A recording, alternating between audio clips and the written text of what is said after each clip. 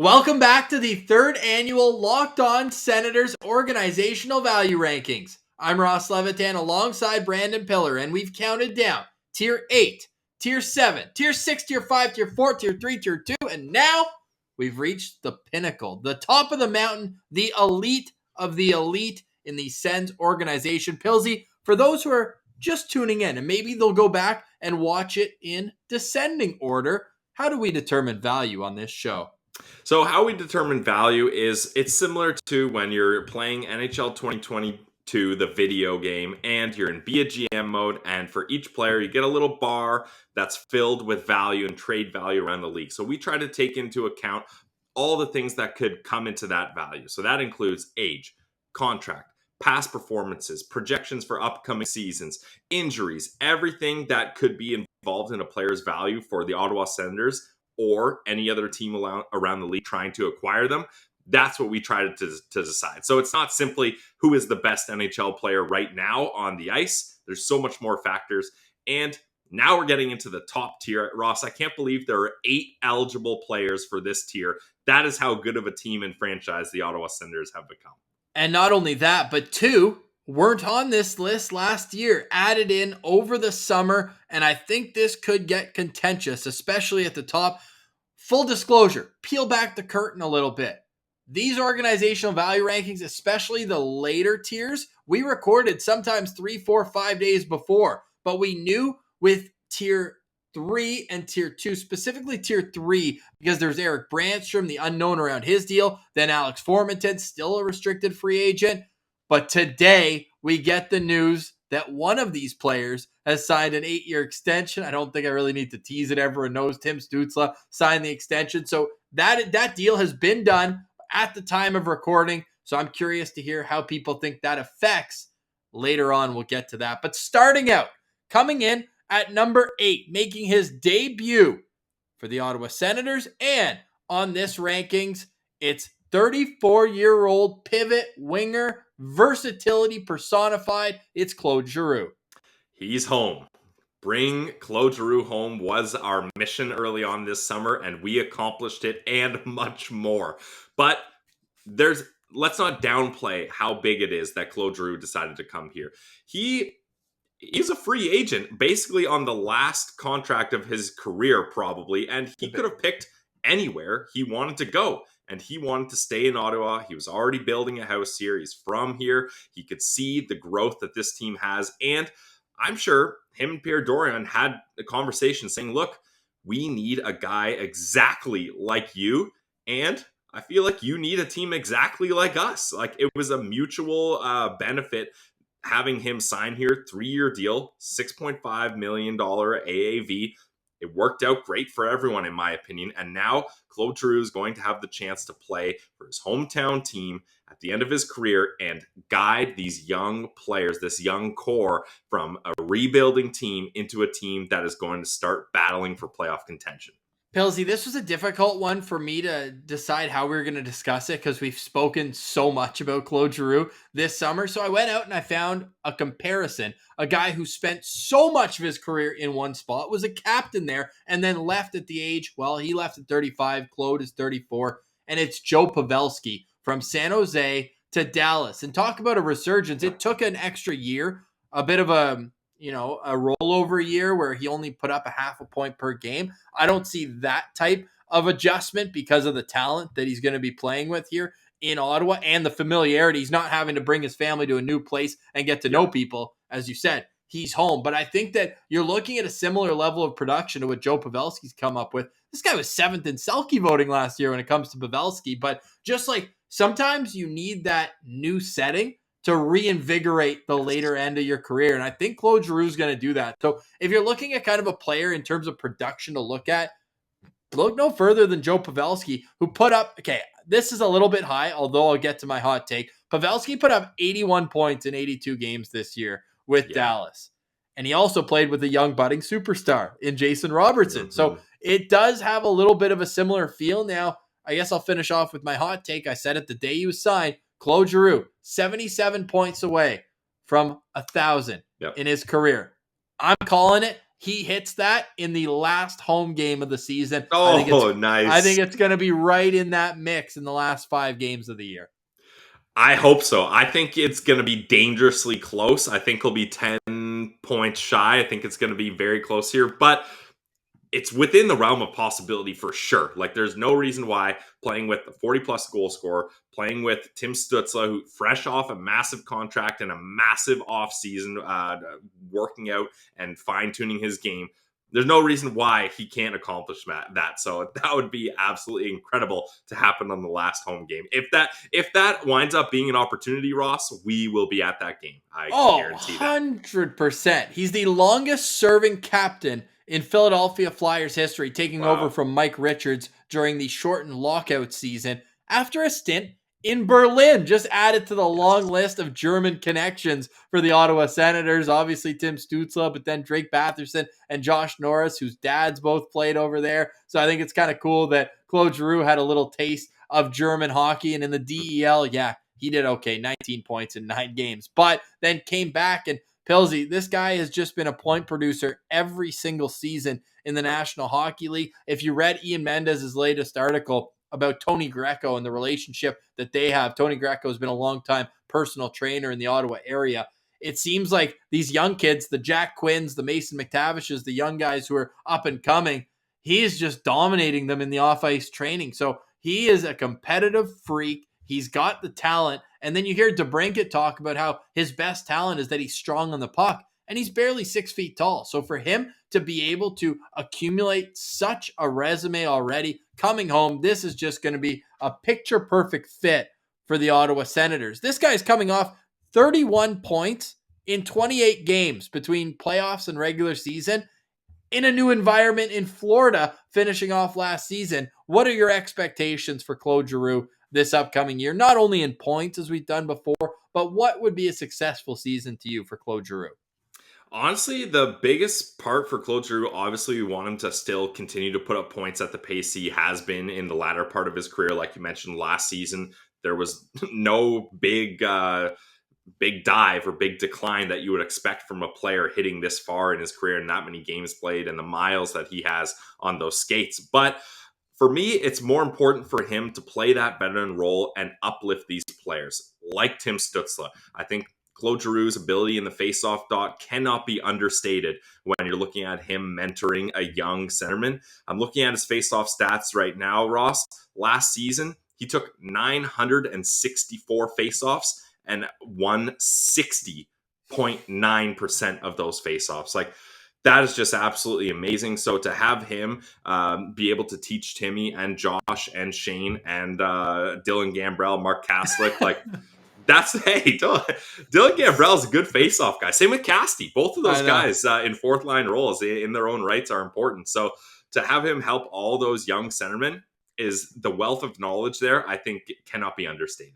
His career high is 102 points. I think it would be silly to assume he's going to reach that plateau, but what he will bring is leadership. What he will bring is mentorship, and what he will bring is on-ice top 6 potential. So Claude Giroux makes his debut on the Locked On Senators organizational value rankings at 8th as we get to 7th on this list. And Pilsy, it's not often that a top prospect exceeds expectations, for me at least, offensively in his second year from the draft, and then falls 2 spots on this list. But coming in at number 7, it's Jake Sanderson. He's going to have a top 4 role coming into his first season in the NHL. We've already heard DJ Smith announce that he will be playing with Travis Hamonic. And look, what you get with Jake Sanderson is a lot of potential. Sure, this is his first season in the NHL, rookie defenseman. Typically, that takes a while to kind of hit your stride. But if we know anything about Jake Sanderson's stride, is it's smooth, seamless, and he can transition the puck up ice. So I'm sure he can transition from the college game to the NHL game faster than most. And if you recall, there was a lot of pressure to be put on Jake Sanderson to join the NHL last season. He said, no, I don't feel like I'm ready. I want to do one more year in college. He cited that Cale Makar's path definitely had an influence on him. I think Cale Makar did pretty well for himself, so I think that maybe was a good decision. And I think I would rather Jake Sanderson come into this Ottawa Senators rather than last year's. Wow.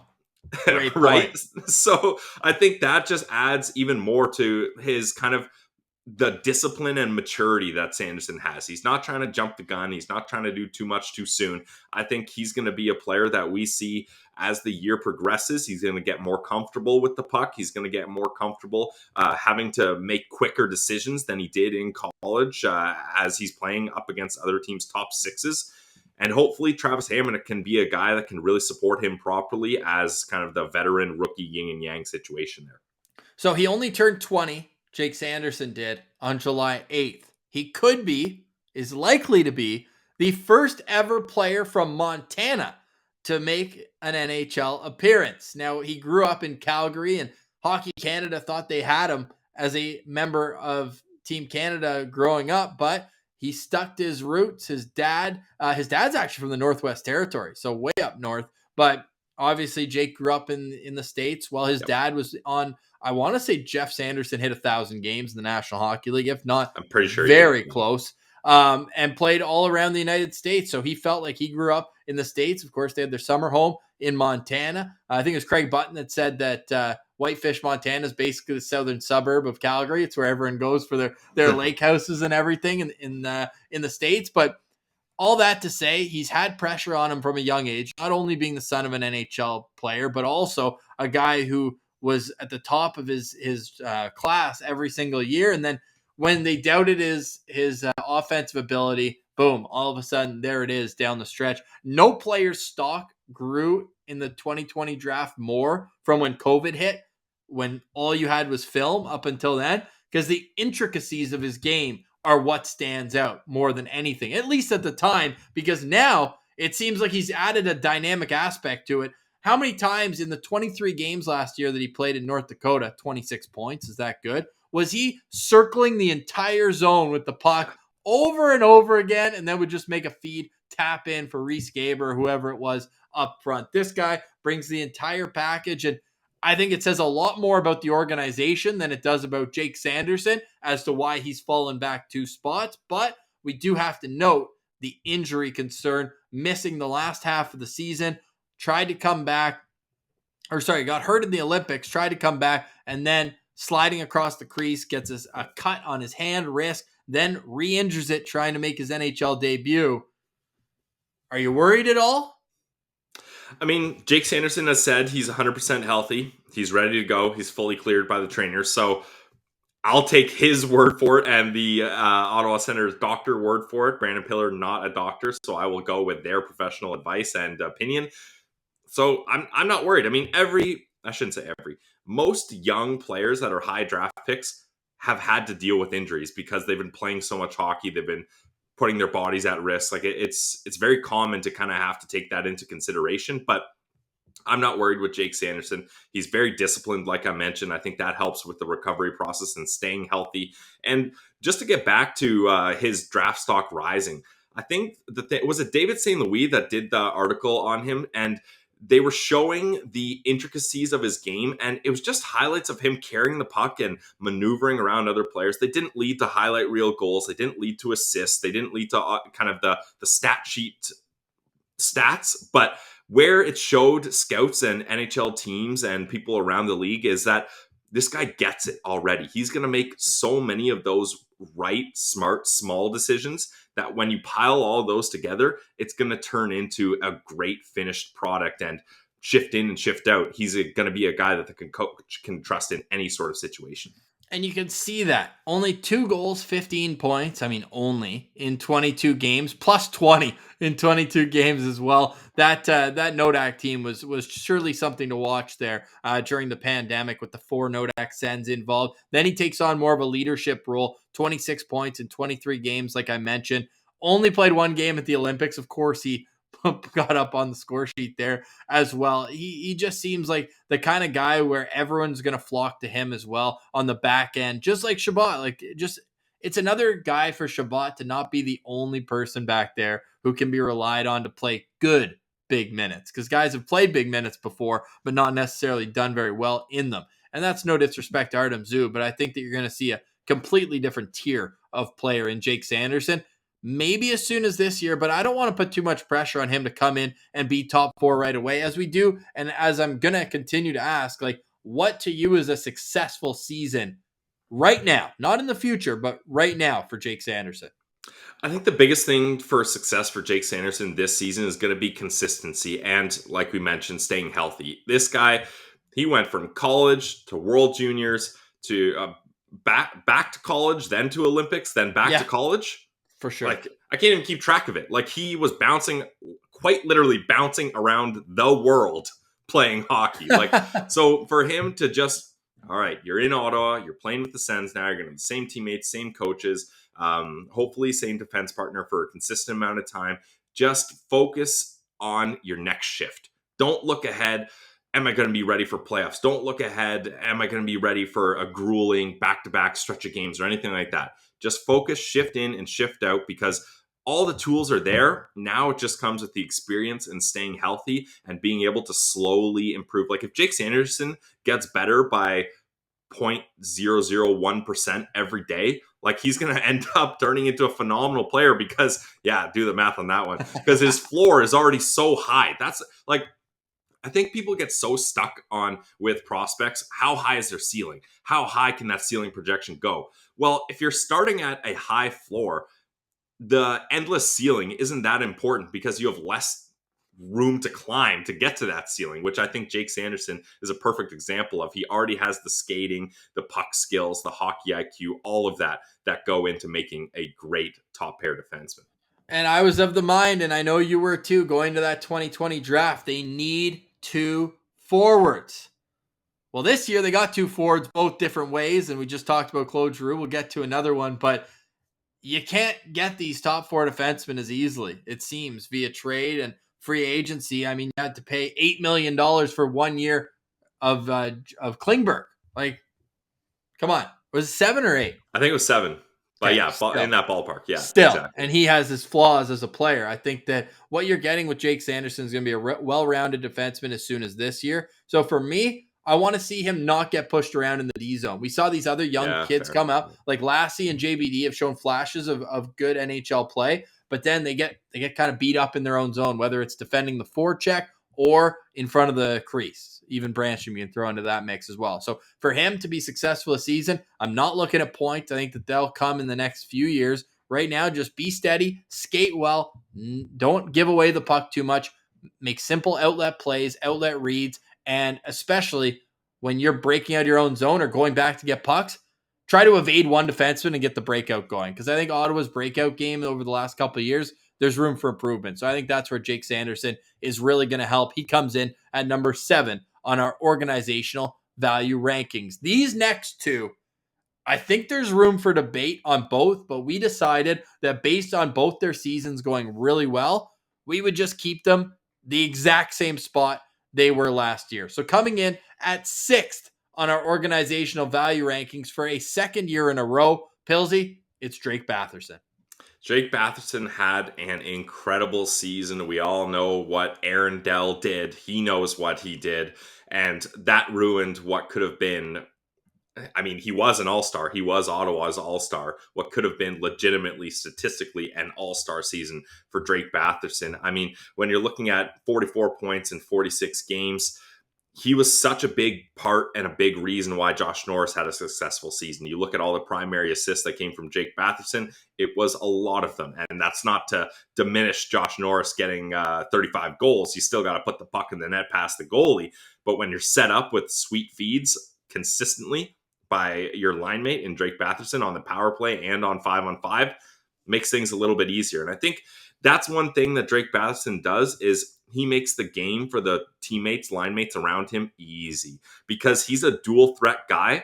He's got a nice shot and he's got great vision.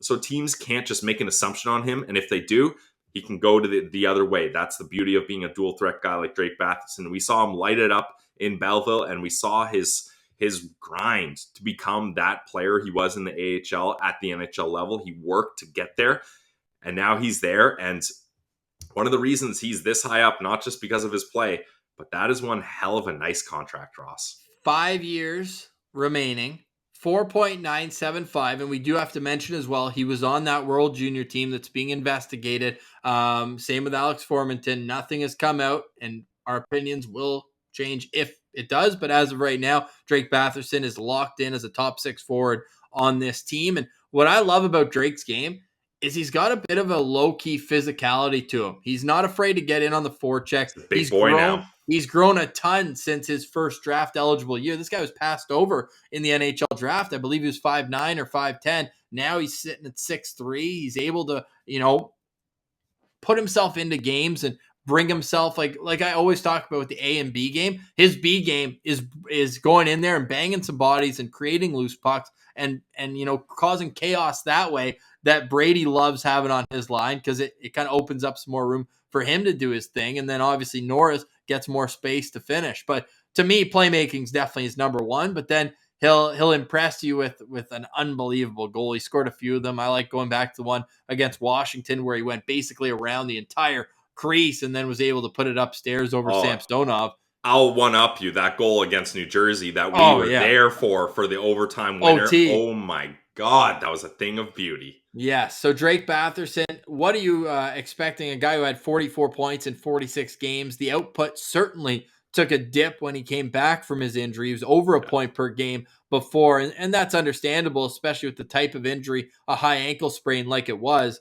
This was, I think, impressive even. And yeah, he had those spurts, like you said, the goal against New Jersey. But this is a guy who I think can even take another step forward next season. Like, to you, what would symbolize a successful season for Drake Batherson?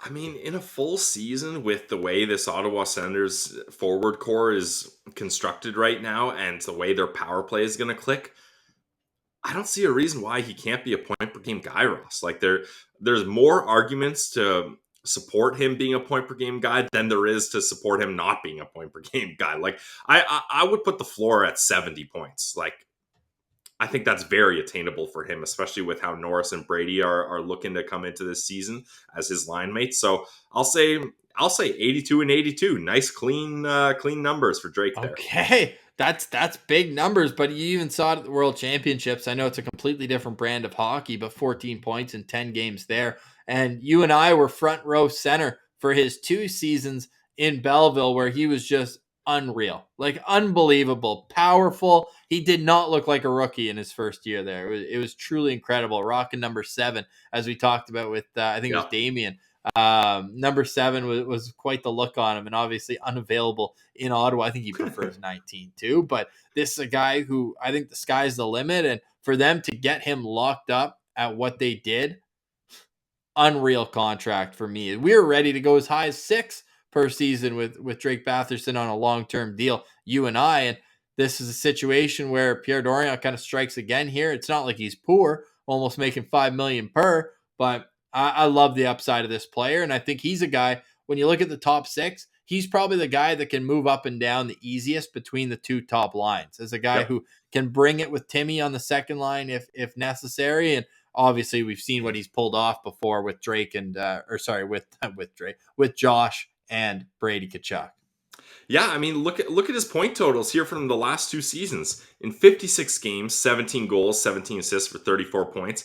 Last season, in 10 less games, the exact same amount of goals and 10 more assists. Like, he's climbing. He's climbing.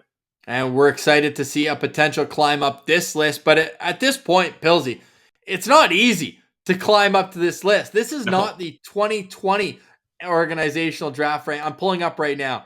Pilsy.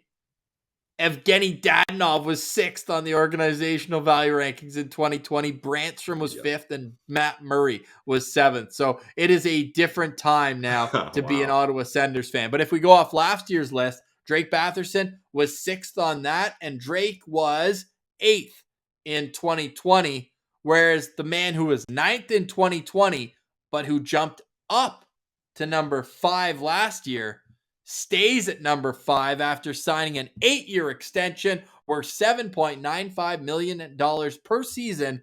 It's Josh Norris. And Ross, we kind of debated flipping these 2 guys, and it's very easy to see the argument on either side. Ultimately, I think the fact that Josh Norris has 3 more years on his deal gives him a little bit more value. That's 3 years where the Sens know they have him locked in, whereas Drake's next contract could be, honestly, if the cap keeps going up and Drake keeps performing after those 5 years are done, the next deal he signs could be more than Josh Norris's contract. So that'll change things. But I mean, we're looking way into the future in my crystal ball on that one. So who knows? But the reason Josh Norris is so high is because, sure, you can look at the shooting percentage, and I think it was what, like 20.3 or something. Very high, very inflated shooting percentage. Is that sustainable? No. But what is sustainable is a guy with a shot like him. All you have to do is set him up and ask his teammates on the first power play. Ask defending opponents on the penalty kill. He's in his spot. You know it's in his spot. You know all the Senators are trying to do is move you away from Josh Norris so they can set him up. It still works. And Yes. that's because anytime you have a shot that hard, you can't really stop it. You can only hope to contain it. Well, and that proves my point. Thanks for talking long enough. I was able to pull this right up here for the good people. Josh Norris is not new to having a high shooting percentage. This guy shot 8% as a freshman in college, then 14.5%. Then as a rookie in a full season, shot almost 20% in Belleville. And then as a rookie, has shot 17.7 before last season at 20.3. So what's it going to regress to at most? Like 15? That's the thing. I see 15 being the lowest, which 15, like if I I had mean, to that's guess, an 885 save percentage. yeah, Like, that's an elite shooter. And I don't even think that the Ovechkins, but those guys just shoot so much for volume as well. So maybe it can go down to, let's say, 13, I think, to be fair. I would be shocked if it goes down that low, Ross, because also think about Josh Norris. The opportunities he's going to put himself in most of the time are higher than average quality shot opportunities. So I think that's going to help him out. And yeah, if you look at these numbers, like he's a consistently good shooter. He knows how to beat goalies. He knows how to fool them. He knows how to get that release off, get that accuracy, get that power. And there's so many different parts to a shot: snapshot, slap shot, one timer, wrist shot. Like, he's an elite shooter. That's, I mean, enough said right there. I love it. I love what he brings to the game. And an underrated part for him is the defensive side of the puck. He actually has pretty good defensive metrics, and a guy who's consistently over 50% in the faceoff circle, which we love to see. You put him in that spot, his office on the power play, and good things happen no matter how everyone in the building knows they're coming. That to say, what I also love about this deal, and something that I think maybe he doesn't get enough credit for, is he can wheel. I think he's low-key a pretty fast player too, that maybe doesn't get a whole lot of credit around the league for, but they're going to awaken to Josh Norris if they already have. And he's the kind of guy where if you have him on your fantasy team, you're guaranteed a goal every single night here with Josh Norris. Entering year one of an 8-year contract, stays at number 5 on our organizational value rankings. All right, we get to number 4, and I think that we could get pretty contentious right now. I mean, we have 1 defenseman and 3 forwards remaining. But coming in at number 4, and remember, contract does play to an extent a role in this. Coming in at number 4, for the first time on a Locked On Senators organizational value rankings, it's Alex DeBrincat. And what a perfect way to lead into this after talking about Josh Norris. You've got two of the best snipers in the league. I'll go as far to say that, because Alex DeBrincat has scored 41 goals twice in his career. And basically, if Alex DeBrincat has a full season, I don't see why he can't hit 40 for a third time, because playing with Tim Stützla and Claude Giroux is... Sure, Patty Kane is Patty Kane. That's generational talent. And if you go and watch Alex DeBrincat's highlights of last season, it's very obvious to see a trend that a lot of those goals were assisted by Patty Kane. But maybe 88%? Yeah, there you go. But there's no reason why Tim Stutzla can't have similar success, because he's a similar type player. Well, Alex DeBrincat was quick to point out Giroux uses the same curve as Patrick Kane. I don't know how much that's going to affect it, but I did find that funny. I mean, Kane and Giroux, not necessarily stylistically, although to an extent. I mean, we see those spinorama assists from Giroux every once in a while that made Patrick Kane so famous. But those two are, I believe, in the top 3 in most points in the last decade, if you go from 2010 to 2020. Yeah, and that's the second part of that line, along with Tim Stutzla, that is going to enhance Alex DeBrincat's game. I think he's been invigorated after leaving Chicago. The last couple of years has been there's a dark cloud over that franchise for reasons on and off the ice that everyone knows about at this point. So for him to leave that city and come to and excited. The anticipation of Senators fans and the city of Ottawa is through the roof. Ticket sales are so high they don't even know what to do with themselves. He's going to be happy to play here and play in front of fans and play for a franchise that has had their dark cloud following them. Let's be real.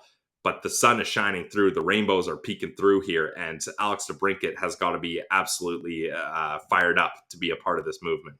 I know, he just seems like such a low-key guy. He's Yeah. got a young family. I think he's got a kid who's under 1 year old right now. They're moving to a new country. Like, you can't put that past him. I know he played in the OHL, but he played for Erie, which is actually in the States. So this is going to be his first time living full-time in Canada. I love that he got to Ottawa early. He's been here for like 2 weeks. He's probably taken 300 selfies by now at the Bell Sensplex. Had a couple beaver tails too. Oh, yeah. So 78 points this past year in 82 games. He already scored 40 back in 2018-19 as well.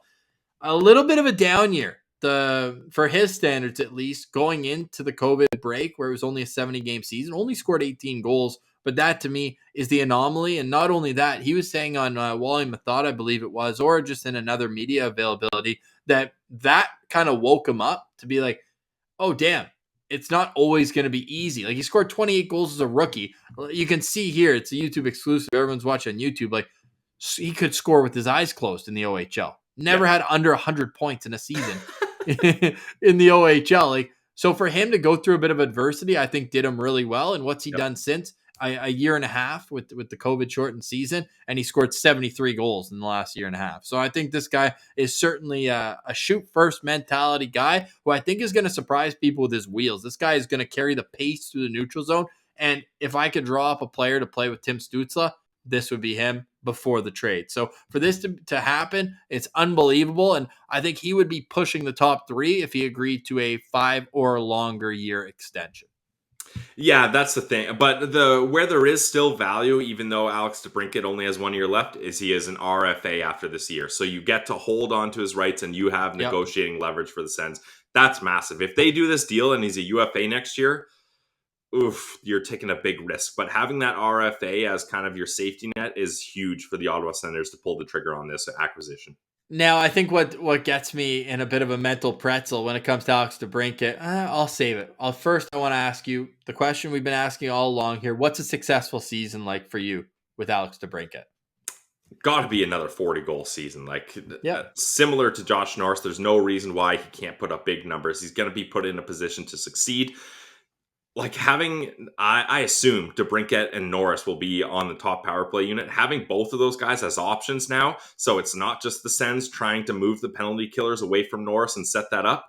Having both of those guys on either flank is going to be incredible. Like, I just think Alex DeBrincat is one of those guys that just put him in the offensive zone and put the puck on his stick, and he can score any which way he chooses. Do you want to feel old, Pilsy? Not usually, but I'll humor you. Alex DeBrincat is a year younger than the player who comes in at number 3 on our organizational value rankings. An official veteran now with 6 years left on his deal. Ooh, people still don't know who it is because there's a pair of guys left with 6 years on their deal. Coming in at number 3 after he was number 1 in 2020. He was number 1 in 2021, but now he's at 3, and it's no detriment to him. It's more so the players ahead of him. It's Thomas Chabot, a guest of Locked On Senators with 6 years left at $8 million per. Why is he number 3 as we get into the top of the top? Well, I shouldn't say the only reason. A big reason why he was number 1 last year is because at the time of recording, Brady Tkachuk had not signed his contract. So True. We weren't sure what direction is that going to go. Is he going to hold out longer? Like, what's happening here? So Brady Tkachuk was number 2 that season. But Thomas Chabot, he deserves a lot of recognition because yes, officially, Colin White was the first one that stayed long term, but Colin White never was going to be a guy of the same caliber that Thomas Chabot was. Thomas Chabot is this franchise's number one defenseman and has been basically since he got into the league. Yes, Carlson was here, but the writing was on the wall that he wasn't going to be sticking around. So Thomas Chabot has had to shoulder a lot. I'm talking a lot of weight carrying brutal decors for his entire NHL career, and he didn't complain. He played he averaged the most ice time in the entire league with a smile on his face in meaningless games. Like to be able to do that and to be able to be as good as Thomas Chabot was in those dire circumstances is a testament to what kind of person and player he is. No doubt. I love that you brought up the decors that he's played with, because like just thinking back to what was it, his NHL debut once he hit up full time, I think it was in 2018. So I'm going to go from 2018 through the COVID shortened season. He spent more time as a partner with Nikita Zaitsev than Dylan DeMello, which actually went pretty well, although DeMello still, like, he leaves and then he goes and he's a bottom pair guy at the next location. Then Ron Hainsey. Then you got to go way down to Cody Ceci as the next. Those are the 4 players, and then Christian Jaros. These are the 5 players he's played with the most after he started playing in the NHL full time. Not probably what he was thinking when he was in St. John watching the 2017 Ottawa Senators go all the way as far as they did. So good on Thomas Chabot for being a Warrior. I think that he has made improvements to his defensive game. But when he's at his best, he's playing 25 minutes a night. He's not playing 32, 33 minutes. They need to cut that out this upcoming season. And hopefully with the addition of Jake Sanderson, they'll be able to take a bit of a pressure point off of him. I think that we could still see a breakout coming for Shabbat. Like, the offensive potential, I think, is higher than ever for him. And hopefully, I don't think it's an impressive stat to lead the league in ice time every year. Like, he does it, but that to me is more significant of the team disability to help him than it is of like, oh yeah, it's a great idea to play him. How many minutes do you think he played last year? Forget about average time on ice. This guy, he played 60 games. He probably played like 90 hours of hockey. Yeah, an insane amount. And the fact now that I'm still not sure how I feel about it, but the fact that he's playing with Artem Zub and now they've kind of stacked that top pair, Thomas Chabot has earned that. And he's earned to have a defense pair where he's not looking over his shoulder and he can try to take risks offensively, because when he's able to pinch more freely, when he's able to say, hey, I don't need to just make a first pass and then stay back just in case it gets turned over. I can make a first pass with confidence and join the rush. He becomes a better player. And having Artem Zub as his defense partner to allow him to make those calculated risks, I think you'll see a big uptick in points. And yeah, this guy is going to be on your top power play unit. His ability to carry the puck into the zone, and honestly, the biggest part of why I think he needs to be on the top unit is his ability to have deceptive passes. He can make it look like he's going to shoot, and then, ooh, nice smooth pass over to Josh Norris, or hey, switch it around, nice smooth pass over to Alex DeBrincat, and you've got yourself a great quality scoring chance. So I just think Thomas Chabot, he's done so much for this franchise, and I think there's still more potential that is yet to be capped off here.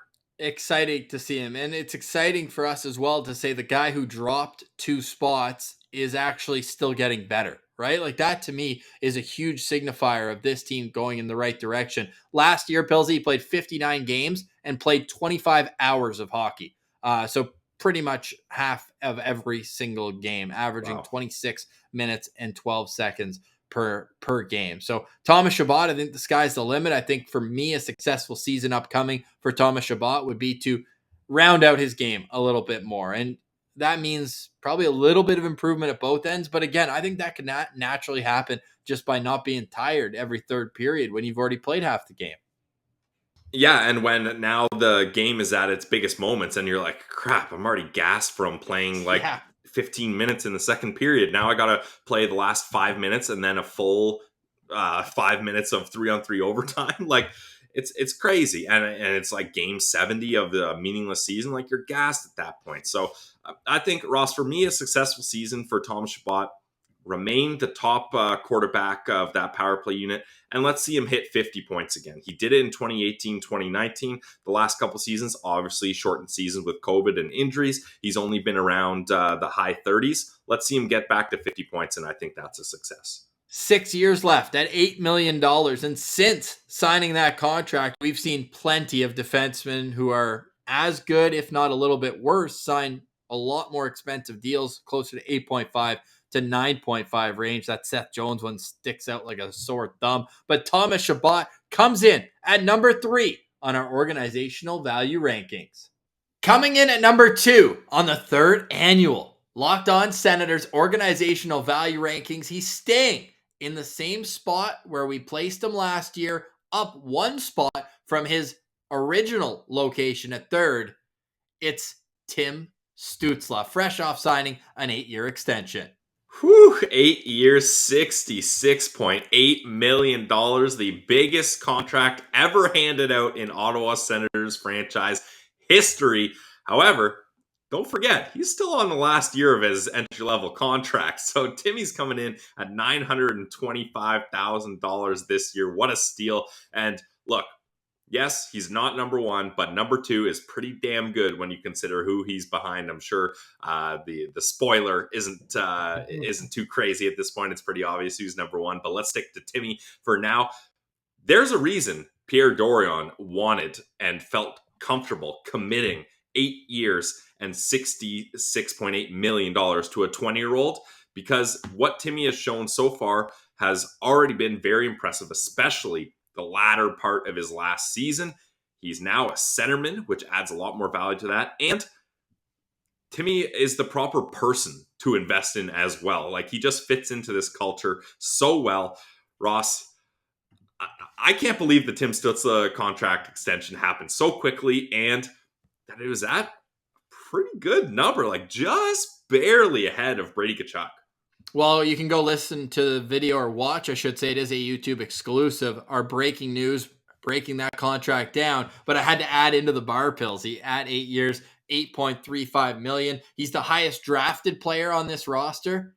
And next year, he's going to be the highest paid player on this roster. With an asterisk, we don't know what's going to happen with Alex DeBrincat, who in real money is being paid $9 million right now. But who knows? On a long-term contract, sometimes we see that switch up. But when it comes to Tim Stützle, number 2 is the perfect spot for him. I think some people, especially after the contract, you can make an argument that he could be number 1, but we'll get to the reasons why number 1 is who it is. But when it comes to Tim Stützle, he's the most dynamic player in the organization. There's no question about that. He brings you out of your seat as a superstar would. But when it comes to what his teammates are going to look like this year, I think it's great. Now, don't get me wrong. I think actually playing with Connor Brown for the better part of last season is going to do him wonders in developing his all-around game. And I think that, sure, center, a little bit different responsibility, but I think just reading the play with a guy who's so smart like Connor Brown will help him going forward. But now he's not only upgraded on both sides, but Giroux is so smart as well and can help him out in the little situations, circumstances that come up through the course of whether it's a game, a week, or a whole entire season. Tim Stützle, I know he played 77, I think, games last year. He missed a few games after that knee-on-knee collision with Nick Suzuki in Montreal, but this is the most he's ever played in one single season. And he took that and transformed it into changing his diet, adding a personal trainer. This guy, as you said, is the person you want to invest in. And I think that just speaks not only for him, but for the whole organization. They're in such good hands. And what do you think? He was definitely a good person before. We spoke with him before he ever even came to North America. But this, again, speaks to the leadership and the culture that the guy we'll get to has brought in and bought in as well. And yeah, he held out for, 3 games, but at the end of it, I guess he technically didn't hold out for any games. No, yeah, technically, Ross, he signed as I was driving to the home opener that season. Like, he got it real close there. But what I want to touch on with Timmy, and kind of piggybacking off your last statement there, was, look, Timmy wanted to get paid, which he did get paid. Let's not joke about that. But if he really was after the money, he would have waited till after this season, because his points are going to boost in a big, big way. After now, he's going to have he's going to go into his third year in the NHL, getting a 40-plus goal scorer, plus a veteran that can still play up to the standard that Claude Giroux can. Like, he could have really went for the bag and waited, but he said, look, I want to be here. I'm committed. I love this team. I love this core. I feel like I know my role here. Let's just get this 8-year deal done now. And he can see the trajectory of the entire center depth in this organization with Shane Pinto and Mark Casta coming up, and then having Josh Norris, a guy who they lived together last year. So you don't think those conversations aren't going on between those two guys? Like, we don't want to have a first line and a second line. We want to come at you in waves with our top six. And they bring such different elements. They couldn't be more different as players, as centermen. And I think that makes it more difficult to defend. Because they're like, oh, is Timmy's line out there or is Josh's? The way they play is going to be so different. It's going to come at you with speed when it comes to DeBrincat and Timmy with Giroux working the magic there along the boards. And then the top line is just going to grind you down low. And then Norris pops out into scoring positions. And it's more of an overload type, down low. And then with these guys, it's off the rush. So I absolutely love how the Senators are going to be able to attack. And then talk about coming at you with speed, that third line. I know we're not talking about them right now, but Tim Stützle is what makes everything tick in this offense. And I think we're going to see it so much more than we have in the past. Yeah, this contract, and we shouldn't get bogged down with just the contract, because as we've talked about with other guys, it's the pedigree that comes with these players. And Tim Stützle, like, you can touch on it now too. Like, what we saw in the draft lead up of him as a teenager, as a 17-year-old in the DEL, this guy was just born for the bright lights. Absolutely, yeah. And that's where there's some benefits to a guy already playing in a pro league. Sure, the DEL, one of the lesser pro leagues, but nonetheless, that pro experience for where he was in Germany, that playing hockey is a big deal there. He was under the bright lights as a young kid in a men's professional league. So that brings a lot of experience. And I think too, a big part of it is Tim Stutzla wants to be one of those guys, along with Mo Seider, along with Leon Draisaitl, that really kind of rises Germany as a hockey nation. And those three guys are doing that right now. After Tim Stutzla was drafted, there's so many more high-profile German prospects that are coming up through the system. So I think what he's doing is kind of paving the way for the rest of Germany to really start becoming a much better hockey nation. And Sens fans all held their collective breath when Tim Stützle went down with a sprained knee at the World Championships. Remember how scary that was? You're like, oh my God, not the injury bug. Like, it may as well have been his shoulder, like it is with every other Sens prospect. But we knew he had a bit of a knee issue earlier on that I previously mentioned. Turns out it was the other knee, and it was just a low-grade sprain. So I don't think it really cut into too much of his off-season training. By the sounds of it, we just by heard the looks of it. Yeah, we just heard and saw him today after signing that contract. He looks like he's just poised for an absolute breakout campaign. I don't think you can draft this guy high enough in your fantasy leagues. Like, this guy, he just screams, especially if it's a keeper league. But man, this guy just, there's so much potential. And some people, the haters, they'll point to the plus minus. They'll point to the defensive metrics as not being huge. This guy is always 100% giving it, whether he has the puck or whether the other team does. I'm not worried about any of that. I think that this is a very solid bet on upside. And you're looking at a player who almost doubled his point production from last year. Yeah, he played a few extra games, but we saw him come on late in that first season as well. The move to center did him so well. Yep. Is it game time yet? Like, I just need to see. We've talked so much about this line, so much about the top six. I just want to see them in action. Especially, Ross, because we got little tastes of Giroux and DeBrincat playing together. But Timmy wasn't in Ottawa yet. Now, as everyone knows, the German has arrived. He has landed. And now we're going to get to see some snippets of him playing with DeBrincat and Giroux, because that's what we're all excited for. Like, oh. What's an exceptional or a successful season to you here with Tim Stützle? Like, you don't have to go too much too soon, but it's hard not to get excited and say the sky's the limit. Yeah, honestly. I've got Timmy coming in not quite point per game, but in the 70s in points, because I just think to be a point per game guy, that's a long grind of a season that you've got to be consistent through.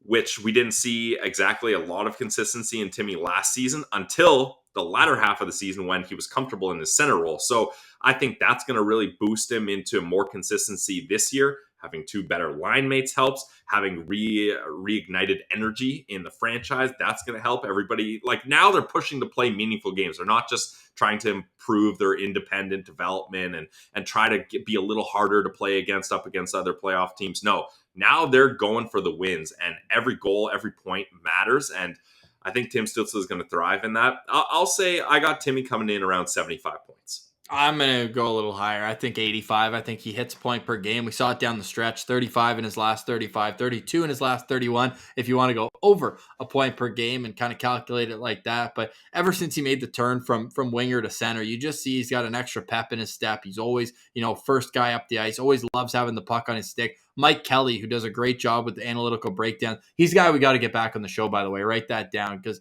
he was awesome with us before we were on YouTube.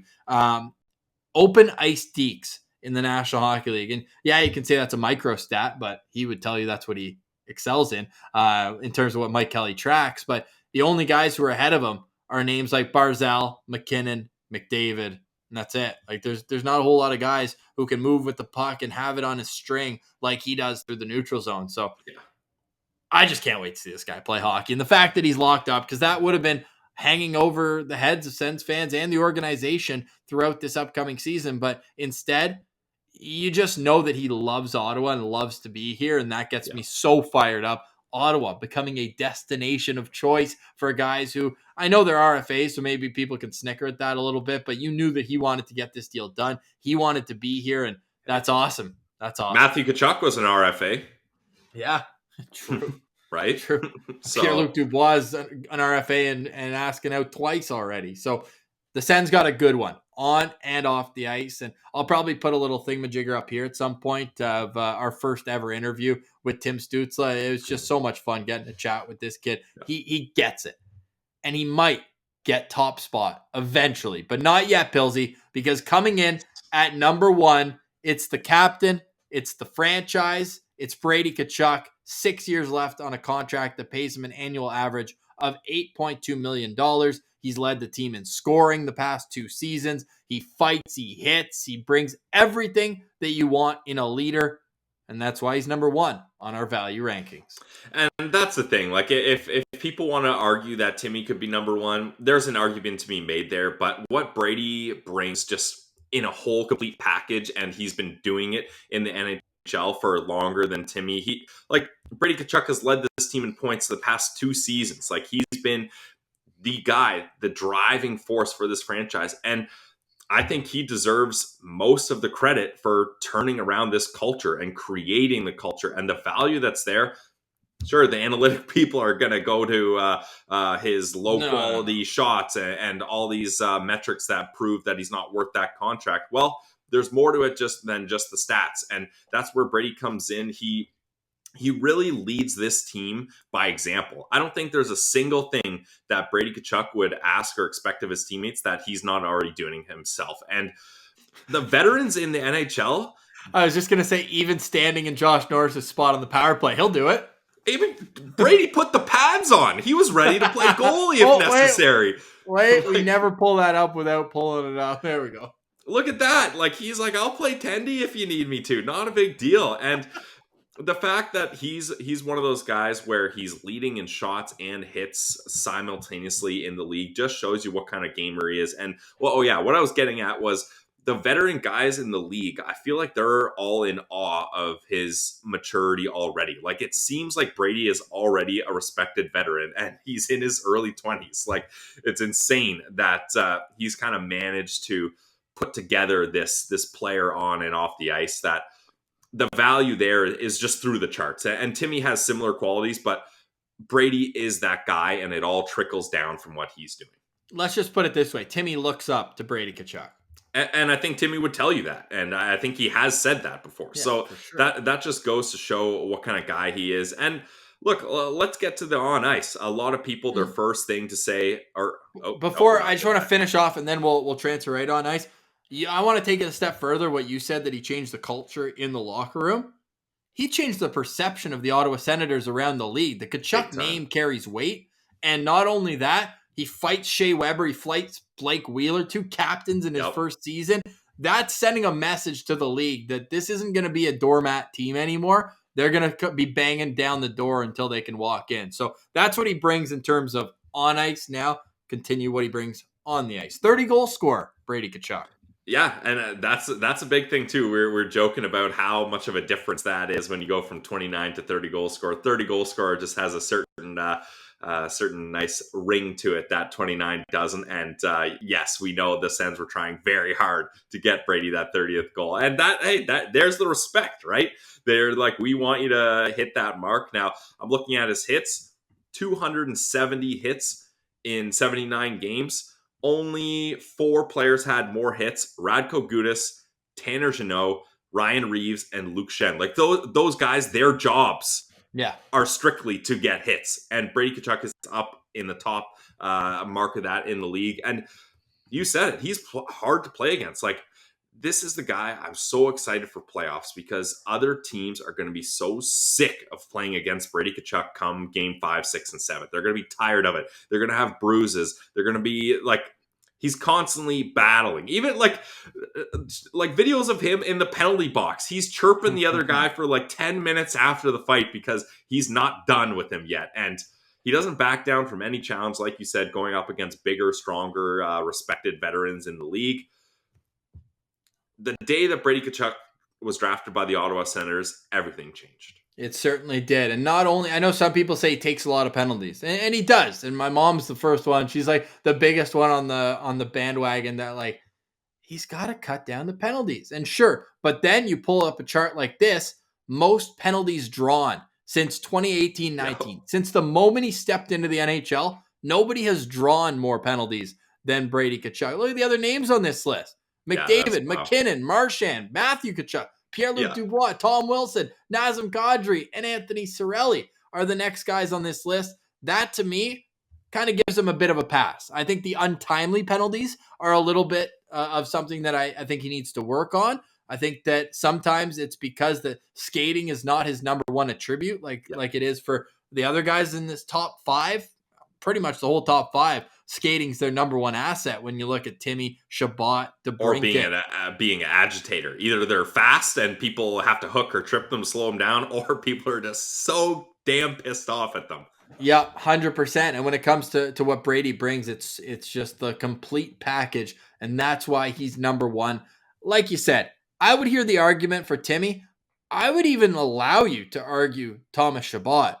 But when it comes down to it, when you look at the Ottawa Senators as an organization as a whole, ask anyone around the league who they think of when they think of the Ottawa Senators.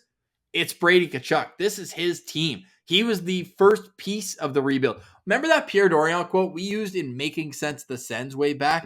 He goes, this was an awful season, but the reward for an awful season is Brady Tkachuk, and that is a pretty damn good reward. It almost seems prophetic now, so many years later, that this guy is the captain, is the catalyst, is the guy. When you need a big goal, it just seems like it's always Brady banging in front of the net. The one area, and you say a successful season we keep talking about, for me, I want him to score about the same rate around the crease. Yeah. I want to see him extend his range a little bit. I want to see him start beating goalies more consistently from the hash marks out. And I think that part of his game's coming. Now, there's a guy on his line who does it pretty well already. So maybe those opportunities are a little bit further and fewer between, with number 9 just sniping. But I want to see him add rush offense to his bag of tricks. Otherwise, like, there's nobody I'd rather standing in front of the net on the first power play unit than Brady Tkachuk. And I think that we're seeing the makings of it's way too early, but if the Sens have any sort of consistent playoff success, I don't know how many more guys are going to be wearing number 7 in this organization. He just carries that clout. I know he's 23 years old right now, but he's the type of guy who I want to see be a Senator for as long as he's in the NHL. Yeah, I'm with you. I think it would make me physically ill to watch Brady put on another jersey. So that's for sure. And hey, he's got his best friend, best buddies, and we are guaranteed. Well, not guaranteed. We are likely to get 6 more years, and nothing is a guarantee. I should definitely take that back. But he's locked up for 6 more years at $8.2 million. Big money. Big money. I don't have, like, I'm at a, I don't have anything more to say about Brady Tkachuk because, like we've mentioned a couple times, I'm so sick of just talking. I want to see this team back in action. I want to see them get going again. Like, finally, like, Ross, the past couple years, the off season has been our most exciting time, and we're like, thank God we don't have to do a postcast about a 4-0 loss to the Calgary Flames. Thank God That game didn't happen, dude. Stop. Oh yeah, right. Thank God we don't have to keep talking about how bad this team is. Now we get to have excitement and positivity. So let's fast forward and get to there and watch Brady Tkachuk, the captain, command and lead this team. The captain is a vibe. And let's end off. Thank you very much for watching the organizational value rankings. Brady Tkachuk is a vibe. And let's let him lead us out of this great project.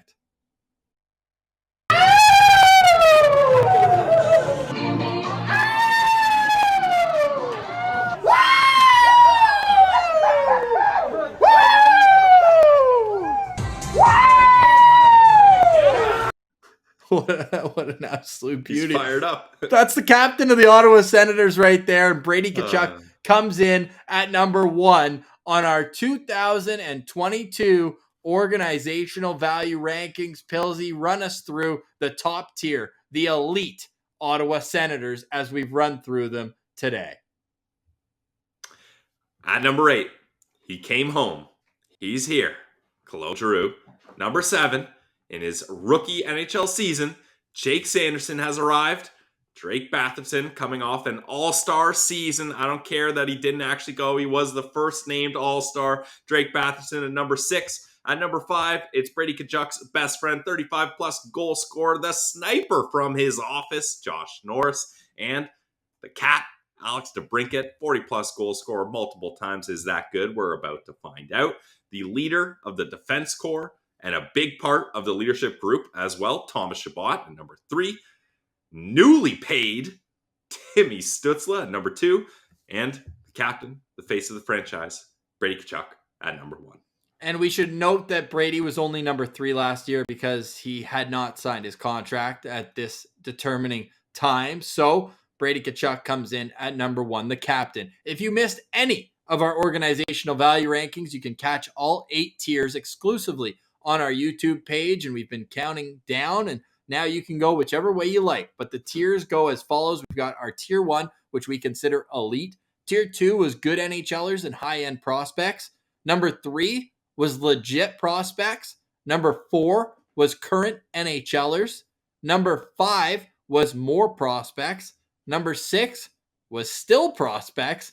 Number 7 was AHL depth, and we ended off with the other category, and that concluded a 64-player medley, Pilsy, from Jace Howerluck and Nikita Zaitsev to Brady Tkachuk and Tim Stützle. This is the one-stop primer for all things Ottawa Senators when it comes to their personnel heading in to the 2022-23 season. Pilsy, final thoughts of what has been, I think, like a 10-hour project, all things considered. Yeah, I mean, it's long. 64 players, profiling each and every one of them is a lot, but this is an exercise I like doing. It reminds us, okay, where are these guys at? Let's take a look at where they were. Where do we think they're going to go? What are our expectations? All that kind of stuff. And this has been a good time to do this, Ross. Normally, we get more excited about the prospect value rankings. Now, this team isn't about the prospects and the draft anymore. It's about the guys that are here now and the NHL on ice product. And it's exciting to get like this tier. If you would have told me a year ago that this would be the tier, I wouldn't have believed you. So it's a great time to be an Ottawa Senators fan. And thank you, as Ross said, if you guys watched all of these organizational value rankings, this was a bonus thing that we put a lot of work into. So we appreciate that. And just to peel back the curtain one last time, this is what the top 10 looked like last year. So we've basically, what was 2 tiers, we've had into 1 now. As we say adieu to the dearly departed when it comes to Connor Brown was at 8 and Nick Paul came in at number 12. So the Ottawa Senators have certainly beefed up, and that just means the excitement is here. So be a friend, tell a friend, subscribe to the Locked On Senators YouTube page, Subscribe to the podcast wherever you get yours. Leave us a review. All these things that we continue to say, they do go a long way in terms of getting more eyes on it. And that's what we want. More eyes on the Ottawa Senators. We want more eyes on this community as a whole. And for today, we say goodbye. Pierre Dorion, the Senators GM, tomorrow on Locked On Senators. And beware of an early drop. That's why you want to hit that notification on when you subscribe on YouTube. For today, we say goodbye. For Brandon Piller, I'm Ross Levitan. This has been the Locked On Senators Organizational Value Rankings, the third annual. We'll be back next year for more of this, but stay tuned. It's a part of the Locked On Podcast Network. It's your team every day.